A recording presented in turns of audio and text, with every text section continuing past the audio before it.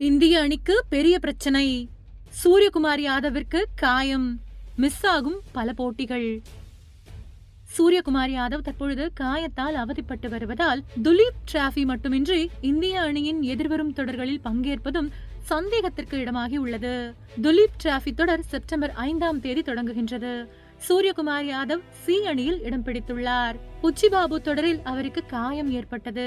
இந்திய T20 cricket அணியின் தற்போதைய கேப்டனாக இருப்பவர் சூரியகுமார் யாதவ்.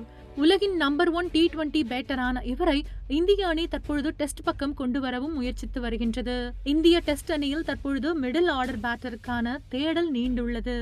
அந்த இடத்தில் சூரியகுமார் யாதவிற்கும் ஒரு வாய்ப்பை வழங்க சீனியர் அணியின் தலைமை பயிற்சியாளர் கௌதம் கம்பீர் வழங்கி இருக்கிறார் எனலாம். டெஸ்ட் அணியில் இடம் பிடிக்க வேண்டும் என்றால் உள்ளூர் சிவப்பு பந்து போட்டிகளில் சிறப்பாக விளையாட வேண்டும் என தேர்வுக்குழு கூறியிருக்கின்றது.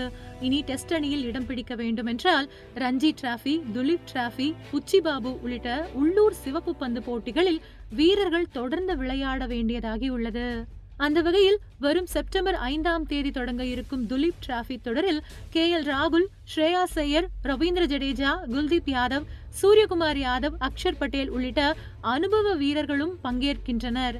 அது மட்டுமின்றி சூரியகுமார் யாதவும் ஸ்ரேயாஸ் ஐயரும் தமிழ்நாடு கிரிக்கெட் சங்கம் நடத்தும் புச்சிபாபு தொடரில் மும்பை அணிக்காக விளையாடினார்கள்.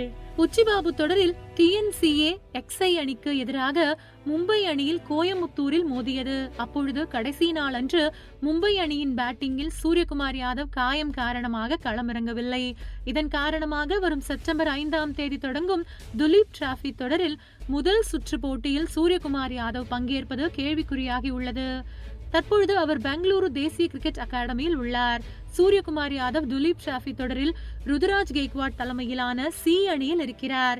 இந்த அணியில்தான் சாய் சுதர்ஷன், ரஜத் படிதார், பாபா இந்திரஜித், உம்ரான் மாலிக், சந்தீப் வாரியர் உள்ளிட்ட நட்சத்திர வீரர்கள் உள்ளனர். இந்த சி அணியில் வரும் செப்டம்பர் 5ஆம் தேதி சுப்மான் கில் தலைமையிலான A அணியுடன் ஆந்திராவின் அனந்த்பூர் நகரில் மோதுகின்றது.